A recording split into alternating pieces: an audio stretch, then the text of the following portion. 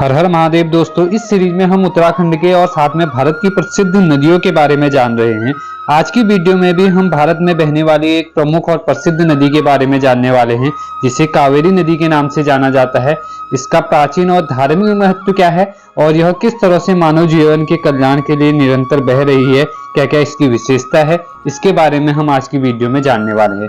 Video शुरू करने से पहले आप सभी से रोज की तरह रिक्वेस्ट करूंगा, चैनल पर पहली बार आए हैं तो चैनल को सब्सक्राइब करने के साथ साथ नोटिफिकेशन बेल का बटन जरूर ऑन कर लीजिए, क्योंकि हम उत्तराखंड की और भारत की संस्कृति से जुड़ी हुई महत्वपूर्ण जानकारी आप लोगों तक पहुंचाते रहते हैं। तो आइए दोस्तों, आज की वीडियो शुरू करते हैं। कावेरी नदी का उद्गम कोडागू में ब्रह्मचारी पहाड़ियों में तालावेरी नामक स्थान से हुआ है। यह नदी अपनी यात्रा छोटे तालाब से शुरू करती है, जिसे कुंडिके तालाब कहा जाता है।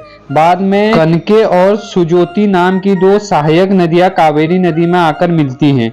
ये तीनों नदियां भागमंडल नामक बिंदु पर मिलती हैं। यह 1350 मीटर की ऊंचाई पर स्थित है। आमतौर पर दक्षिण से पूर्व दिशा में बहती है। नदी लगभग 760 मीटर की लंबाई है इसकी। यह कर्नाटक और तमिलनाडु राज्य में बहती है और बंगाल की खाड़ी में जाकर मिल जाती है। कावेरी नदी के प्रमुख सहायक नदियां इस प्रकार हैं: शिमला नदी, हेमवंती नदी, आकावर्ती नदी, लक्ष्मण तीर्थ नदी, काविंदी नदी, भवानी नदी, लोकपावनी नदी, अमरावती नदी और अन्य कई ऐसी छोटी नदियां हैं जो कावेरी नदी में मिलकर इसे एक बड़ा जल स्रोत और जलधारा बनाती हैं। दोस्तों, अब हम कावेरी नदी के इतिहास से जुड़ी हुई कुछ महत्वपूर्ण और प्राचीन जानकारी आप लोगों को दे रहे हैं। प्राचीन काल में एक बार इस क्षेत्र में सूखे के कारण दक्षिण भारत की स्थिति बदतर होती जा रही थी। यह देखकर ऋषि अगस्त को बहुत दुख हुआ और उन्होंने भगवान विष्णु से मानव जाति के कल्याण के लिए उन्हें इस स्थिति से बाहर निकालने के लिए उनसे प्रार्थना की। और भगवान ब्रह्मा ने उन्हें कहा कि अगर आप जहां भगवान शिव रहते हैं उस स्थान पर बर्फ इकट्ठा करके कुछ जल को इकट्ठा कर सकते हैं जो कभी खत्म न हो, तो यहाँ पर एक नदी शुरू करने में आप सक्षम हो जाएंगे। ऋषि अगस्त ने कैलाश पर्वत पर अपने घड़े को बर्फ के पानी में भरकर वापस चले गए। उन्होंने पहाड़ी कुर्ग क्षेत्र में नदी शुरू करने के लिए अच्छी जगह की तलाश शुरू कर दी।